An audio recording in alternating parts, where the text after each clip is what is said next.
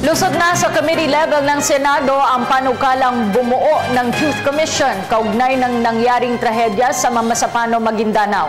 Suportado naman ng resource persons ng Senado ang pagkakaroon ng Truth Commission. Ang ulat mula kay Jade Miguel. Nagsimula na nga ang pagdinig ng Senate Committee on Public Order and Dangerous Drugs at Committee on Peace, Unification and Reconciliation ukol sa pagkakaroon ng Truth Commission. Kabilang sa mga naimbitahang resource persons ay nanggaling sa akademya at NGOs. Naging positibo naman ang naging sagot ng karamihan sa mga ito at sumang-ayon sa pagkakaroon ng naturang Truth Commission. Ngunit sa kabila nito, nagdagdag din sila ng ilang rekomendasyon sakaling maipasa ang pagkakaroon nito. Ayon kay Father Albert Alejo mula sa Society of Jesus Social Apostolate, hindi lang sana facts ang isama sa mga aalamin nitong Truth Commission, kundi pati na rin ang feelings o ang nadarama ng lahat ng involved sa insidente. Sigurong paghahanap ng totoo ay yung sa totoo lang. At bahagi yun ng totoo, hindi lang yung datos hindi lang ano yung nangyari. Bahagi ng totoo ay yung mga damdamin.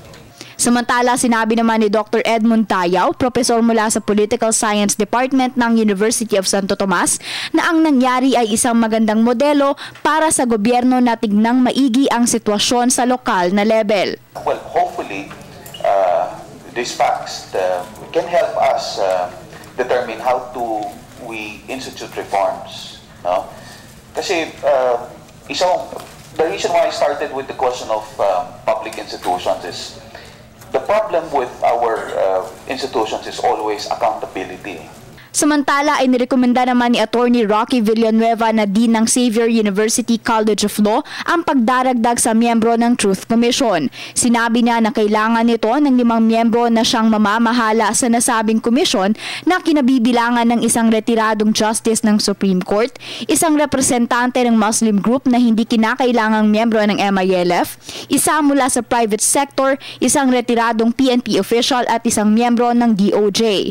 Sa kabilang banda, isang resource person lamang ang hindi sumang-ayon sa pagkakaroon ng Truth Commission, bagkus nagpropose si Attorney Nasser Mahoram Salik na dating Commission on Human Rights Commissioner ng pagkakaroon ng isang ad hoc Mamasapano clarification body na siyang magsisynthesize ng mga report at siyang maglalabas ng isang coherent report. But I have my administrative resolution to the problem. I propose that an ad hoc Mamasapano clarification body be created to collate and synthesize all these reports and make one coherent report with recommendations and submit the same to Congress and the President. Para sa Telebisyon ng Bayan, Jade Miguel.